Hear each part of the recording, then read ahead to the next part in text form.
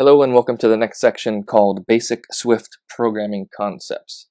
In this section, as the name implies, I'm going to teach you all of the foundational ideas that you need to get building complex and useful apps and even games, and we're going to do it using Xcode playgrounds, which are, as you can see, a way to explore new ideas quickly and easily. That's very true.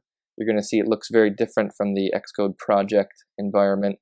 It is a little different, but for this purpose of teaching you the basics of Swift, it is actually the perfect tool.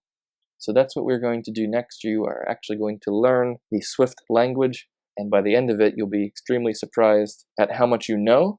And then following this section, we're going to start using everything we learn in this section to start building some real functional apps that can do a lot of different things.